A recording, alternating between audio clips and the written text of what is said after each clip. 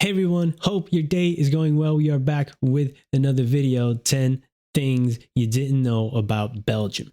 This channel is still pretty new, the Saeed Reacts More channel. I have another channel, Saeed Reacts, where I primarily focus on music. And here I want to check out different stuff, learn some things, have some fun, and also a little bit, introduce myself as well. So what better way to say that I'm Belgian to just watch a video about Belgium? Let's see if these things are correct or if I even know them. It doesn't mean because I was born here, because I was brought up here, that I know everything about this country, even though it's very small. So let's see. You never know the things you don't know. So we're about to find out what we don't know. All right, let's check out this video, man.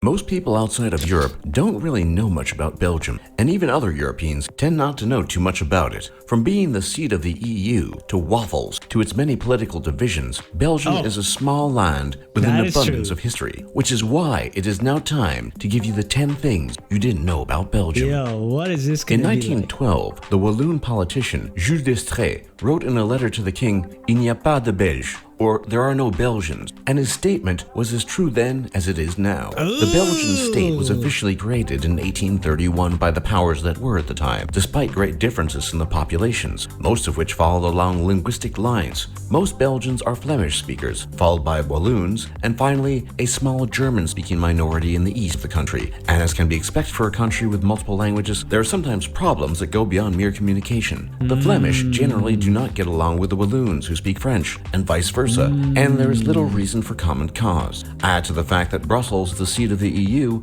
and it becomes clear that no such thing as a distinct Belgian identity exists. This will likely remain so for many years to come, and thus Belgium shall also remain a divided country.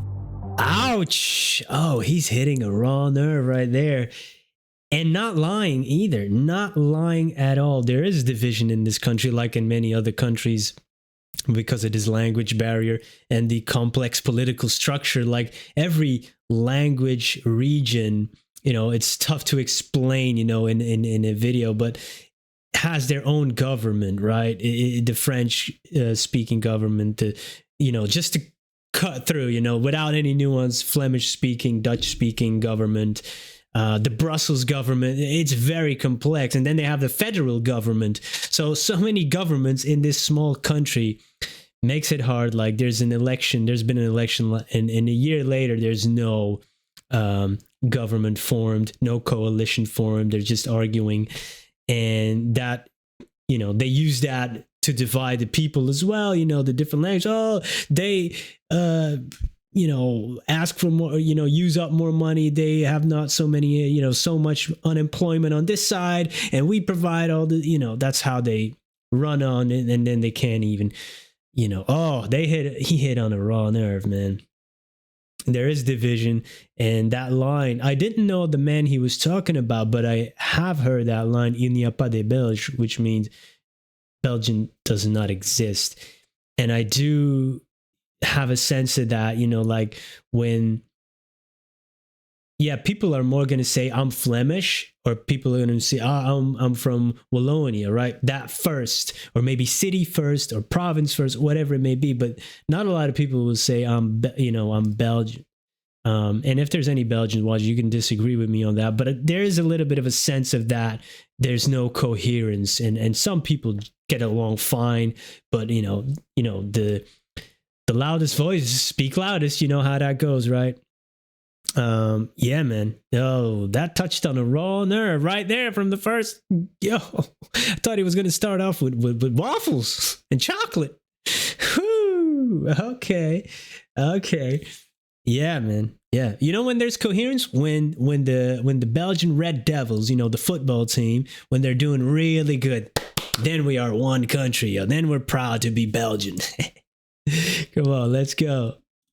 While Italy is most renowned for its historical place in the development that would later be called the Renaissance, there was a later, but just as vibrant Northern Renaissance that also produced great art. During the 15th and 16th century, there was no clear distinction between the Netherlands and Belgium, and two painters born at this time were Pieter Bruegel and Hieronymus Bos that really stand out.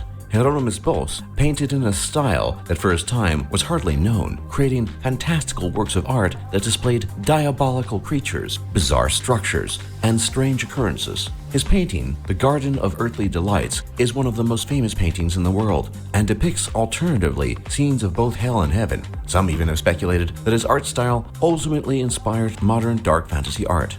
Peter van Bruegel also worked with such elements, such as in his famous painting The Triumph of Death, but also portrayed everyday peasant life with equal rigor. The Flemish Renaissance was a unique phenomenon that deserves more attention and interest. They say that all that is certain in life. Facts, man. Hey, we do have some great artists, some painters. René Magritte, you might know his painting "Ceci n'est pas un pipe." I believe that one is in America somewhere in a museum. Not sure. Maybe it's in LA, the Modern Museum. Maybe. I'm not sure. I should verify that before speaking out of turn. But I think it's in the US, that painting. We have Peter Paul Rubens. We have James Ensor. Bruegel, which he was talking about. We have some great artists. Even more names that I'm forgetting. So, yeah. Come on, man. Come on. Hey. Don't sleep on our art. We invented a saxophone too. Maybe that will be in this video. Is death and taxes. And in Belgium, that might be truer than in other places. Belgium actually has one of the highest tax rates in Europe, with high earners forking over 57.8% of their income to the government. One of the reasons for this is the heavily socialized system of Medicare and other public services that depend on high tax revenue to function at their maximum. So if Belgium's taxes ever were lower, the country's infrastructure could crumble. Many countries have cities that are... And what about all the debt we're in? This is, we pay a lot of taxes. And they used to be able to say, but we get plenty in return. Nowadays, that statement has less and less power because we have bad roads and, it's not all bad. We have great things too, but the taxes...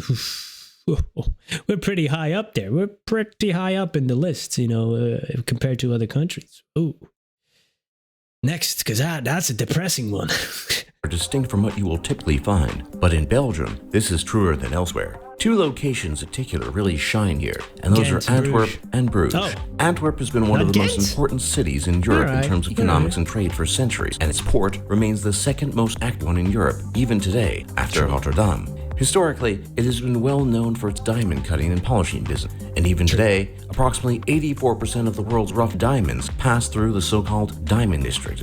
Bruges exists on the opposite end of the spectrum and is well known for its unique medieval architecture that remains intact even today. Just browsing the city streets and walking around makes you... This is not Bruges. This is Brussels.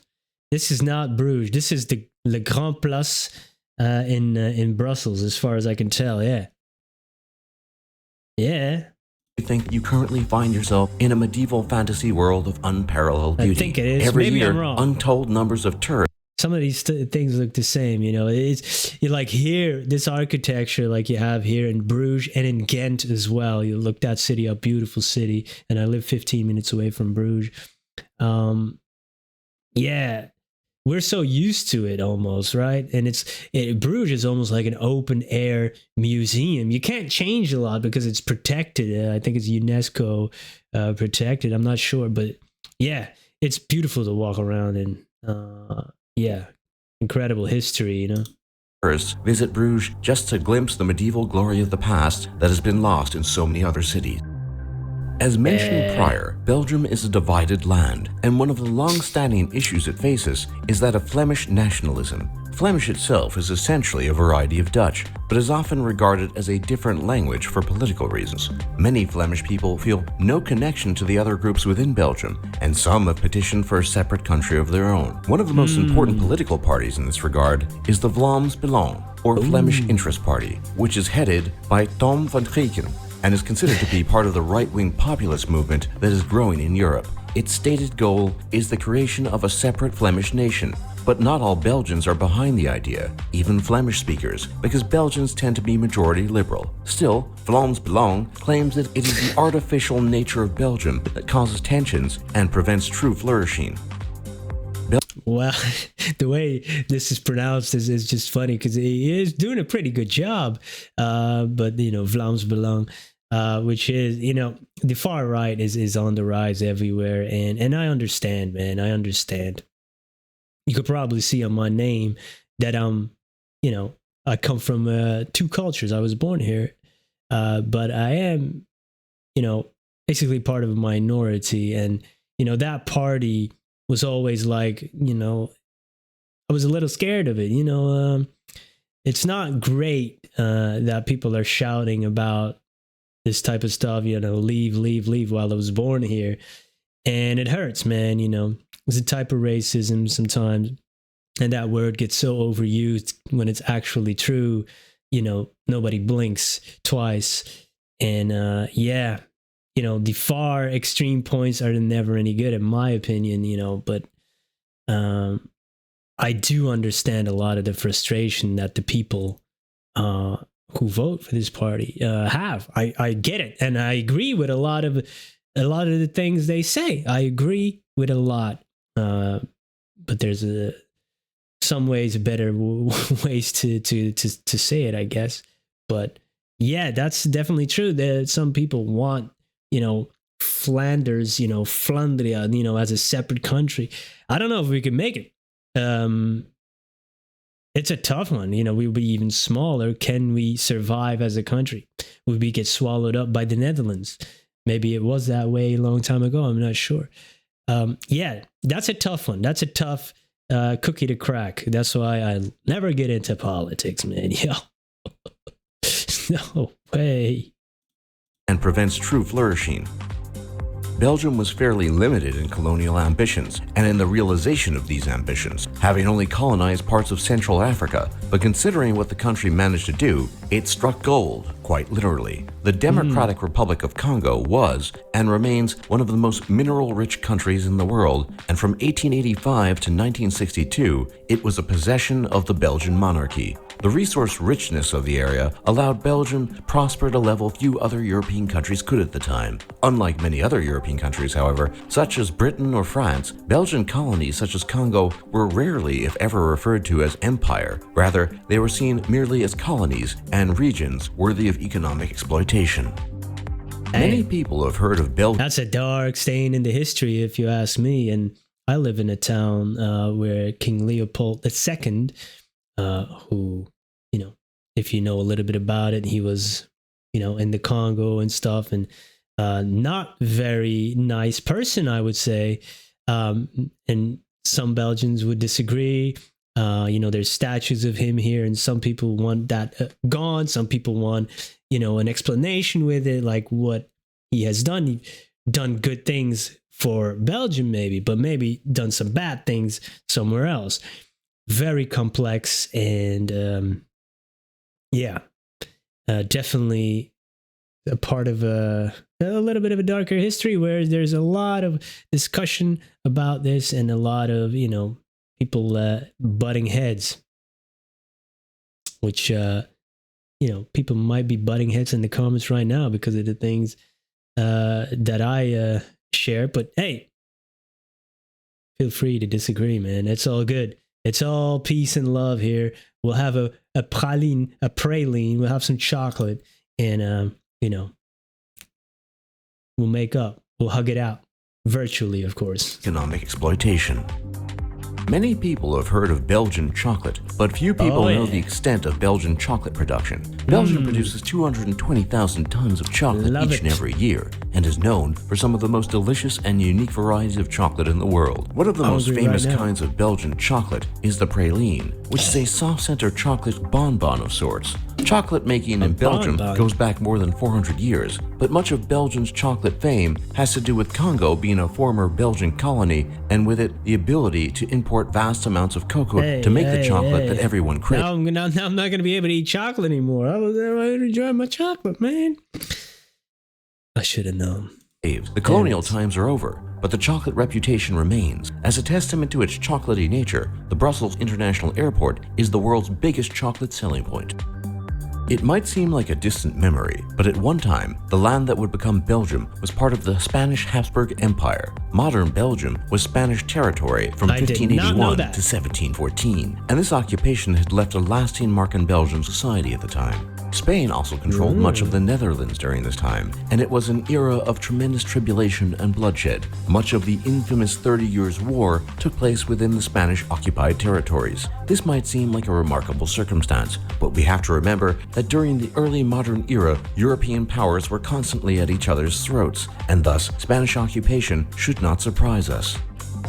With more than 800 varieties of beer, Belgium consumes between 100 and 150 liters of beer per person each year. One thing that immediately strikes you about Belgian beer is its immense variety, and in particular, the variety of flavor. Some are dry, some are bitter, and some resemble Scotch ale more than they do beer. Many of these types are brewed by the famous Trappist breweries, which are 11 monasteries called the Trappist order that have an ancient heritage of beer brewing and continue to do so today.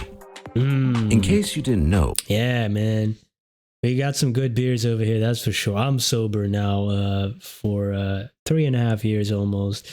But I did enjoy some great Belgian beer at times. Yo, really, really good stuff. Really good stuff. So if you haven't tried any and you are into that stuff, definitely give it a go. It's good stuff. It's good stuff. Yeah. But stay safe out there, yo. Stay safe. So today, in case you didn't know, Belgium is a waffle land, and there are more than 12 regional varieties, including, Liégeois? but not limited to, the Liège waffle, Brussels waffle, Flemish waffle, Belgische waffle. That wasn't the Brussels waffle there, I think. To the Liège is more the other one, the first one we saw, with sugar and, pressed into it, a little bit more dense. There are more than 12 regional varieties, including, but not limited to, the Liège waffle, Brussels waffle. This looks more like a stroop waffle from the Netherlands. Stroop waffle, with this type of caramel inside. I don't know what, or sugary, gooey stuff. It's good. It's good. Hey, if you go to Amsterdam, get a stroop waffle. Flemish waffle, The Brussels waffle is more like a little bit like this, but more of a crispy type, airy batter, and it's very crispy. Put some whipped cream, crispy. Put some whipped cream on top or some sugar. Good stuff, man. I like the Liégeois, especially when it's warm. Ooh. Waffle, stroop waffle, and several others. Stroop, the concept of the modern waffle is thought to have originated in Belgium, and waffles remain an important part of the culture, with such things as waffle vans in cities such as Brussels, and many street vendors selling the local variety. Whatever your waffle pleasure might be, you will be sure to find it in Belgium, land of the waffle. 100%. For more toplish just like this, be sure to leave a like and subscribe if you haven't already, and don't forget to check out our other lists. And thanks for watching, and thanks for learning. Yeah, man, I learned a thing or two, and I didn't know about the Spanish thing, so I need to do some reading up on that. See, that makes me more curious about the history. He touched on some raw nerves that is very sensitive in Belgium, and it causes up a lot of controversy, a lot of drama, a lot of argument. It is what it is, man. It's all love anyway.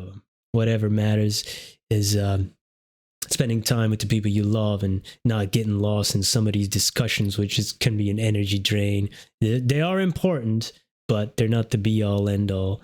Yeah, man. And some things there, the waffles, some of them were, I think stroop waffle is Netherlands. They have good stuff too over there. And one thing that was omitted in this, and we got to set the record straight, is the pommes frites, the fries, man. They're from Belgium. Fight me on this. They're not French fries.